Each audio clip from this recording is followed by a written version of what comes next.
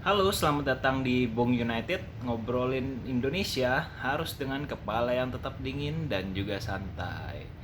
Jadi di kesempatan kali ini gue akan coba sedikit keluar dari Manchester United dan kita akan coba membahas timnas kita sendiri ya yang kemarin sayangnya harus menelan kekalahan cukup telak dari Thailand 0-4 dan membuat langkah Indonesia untuk setidaknya menjadi juara atau membalikan keadaan di leg kedua ini sedikit berat gitu ya.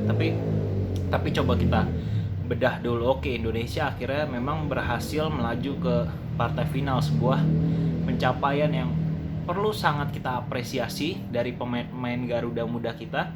Bagaimanapun mereka masih muda, pengalaman mereka masih harus digali lagi, juga ilmu mereka harus digali lagi, dan yang inilah AFF ini adalah sebuah kompetisi yang tepat untuk menambah pengalaman mereka sebetulnya. Dan bertemu Thailand, kalau kita lihat memang dari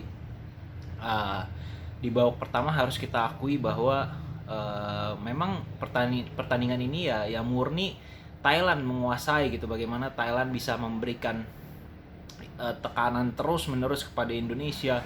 Mereka bisa, kalau kita lihat, seperti enak sekali bermain bola dari kaki ke kaki, bermain passing pendek, dan ya itulah, mereka diberikan kesempatan untuk bisa memegang bola dalam jangka tempo yang cukup lama gitu, dan akhirnya mereka bisa membuat gol ke gawang Indonesia. 4 gol mereka sarangkan gitu.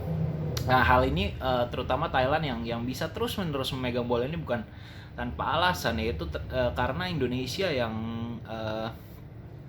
terlalu memberikan Thailand ini banyak ruang gitu, dan Indonesia tidak berani untuk keluar untuk menekan Thailand gitu. Setidaknya menekan lini tengah Thailand agar tidak bisa leluasa untuk memegang bola secara lama gitu. Nah, inilah yang tidak dilakukan oleh pemain Indonesia kemarin, yang menyebabkan akhirnya pemain Thailand bisa leluasa untuk mendistribusikan bola dari kanan ke kiri ke depan, dan yang itulah yang membuat mereka akhirnya enak untuk bisa mencetak gol ke gawang Indonesia gitu. Dan yang ini juga sisi kiri dari Indonesia terutama sih yang menjadi sorotan kemarin ya. Jadi biasanya kan Pratama Arhan yang main, lalu kemudian dia harus tidak bisa bermain karena akumulasi kartu. Jadi ya ini yang kemarin Thailand melihat kelemahan Indonesia ini terutama dari sektor sebelah kirinya gitu. Makanya kalau kita lihat kan berkali-kali Thailand mencoba untuk menyerang Indonesia ini dari sisi kanan mereka gitu, atau dari sisi kiri pertahanan Indonesia yang ditinggalkan oleh Pratama Arhan, karena Thailand mencoba berkali-kali melalui sisi kanan Indonesia. Di sana terdapat Asnawi yang susah gitu. Jadi mereka mereka banyak menyerang dari sisi kiri Indonesia, dan inilah berkali-kali tembus dan berkali-kali menjadi gol.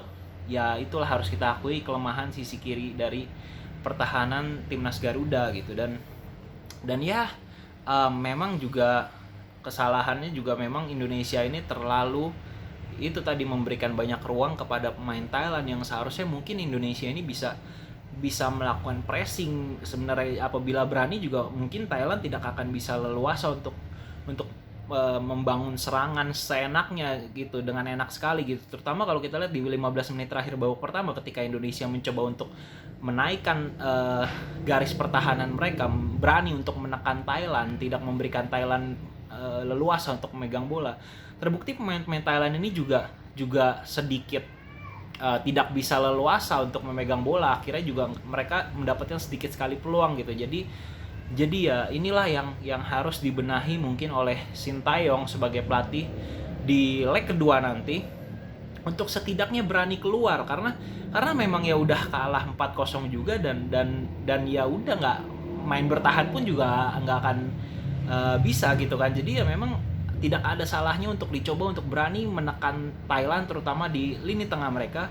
Dan juga kalau misalkan melakukan pressing itu tidak hanya 3 atau 4 pemain saja yang melakukan pressing secara ketat ya kemarin. Jadi Thailand bisa leluasa, tinggal enak sekali untuk melepaskan diri dari pressing Indonesia, karena itu pressingnya tidak serentak dilakukan gitu. Jadi ya ketika pressingnya sudah lepas, Thailand berhasil meloloskan diri dari pressing pemain Indonesia. Ya di belakang pemain Indonesia hanya tersisa kurang lebih ya sisa mungkin 8-7 pemain yang berada di belakang gitu. Jadi ya itulah yang berkali-kali membuat Thailand bisa menyerang pertahanan Indonesia dengan leluasa dan dengan enaknya gitu. Jadi ya di babak kedua, di leg kedua nanti mungkin Sinteyong ini dan pasukan Garuda ini harus berani untuk kemudian memberikan tekanan lebih kepada timnas Thailand gitu. Dan gue pun juga yakin Thailand ketika mendapatkan pressing juga nggak akan bisa leluasa untuk memegang bola selama itu, memberikan sirkulasi bola, distribusi bola secara enak sekali gitu. Dan ya pasti kalau di Indonesia berani pressing Thailand, berani menekan Thailand pasti akan memaksa untuk bermain long bola-bola atas, dan itulah yang bisa dimanfaatkan oleh Indonesia untuk melakukan penguasaan bola gitu. Dan juga Indonesia juga di leg kedua nanti ya mungkin di leg pertama kemarin mereka masih grogi kali ya, mereka masih gugup.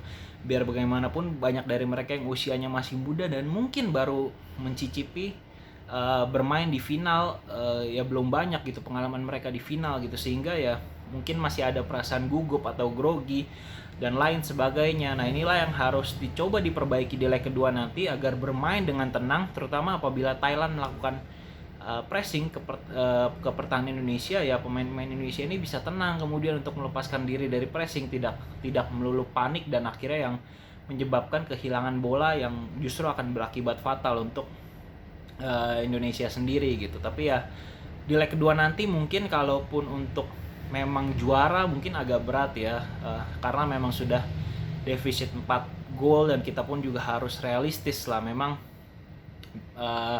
secara sekarang ini Thailand memang lebih baik dari Indonesia, kita harus akuin itu. Tapi ya bagaimanapun juga di leg kedua nanti apabila kita bisa bermain lebih baik, berani untuk keluar dari tekanan Thailand dan menekan Thailand balik, tidak memberikan Thailand keleluasaan untuk memegang bola, bermain dengan bola dari kaki ke kaki dalam tempo yang terlalu lama. Dan inilah yang mungkin bisa dimanfaatkan oleh timnas Indonesia gitu. Menang 1-0, 2-0 meskipun juga pada akhirnya nggak juara, tapi setidaknya mereka pun juga bisa untuk mendapatkan motivasi untuk menatap pertandingan atau kompetisi selanjutnya gitu. Dan biar bagaimanapun usia mereka masih sangat muda sekali, perjalanan mereka masih panjang sekali, harus kita terus berikan apresiasi dan dukungan, terutama juga untuk pelatih Sinteyong yang ketika dia masuk ini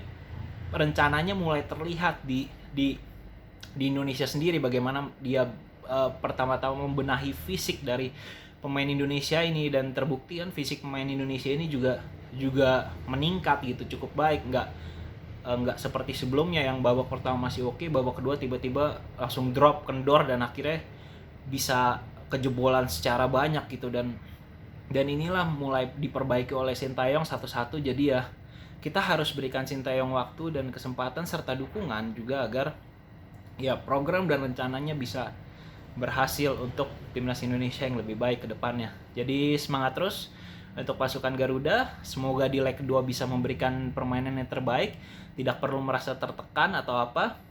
Ya jadikanlah ini sebagai pelajaran untuk timnas Garuda bisa terbang lebih tinggi lagi di kompetisi selanjutnya. Segitu dulu review pertandingan kemarin antara Indonesia dan Thailand. Ya kita akan coba bahas lagi nanti di leg kedua di awal tahun baru berikutnya. Bye bye.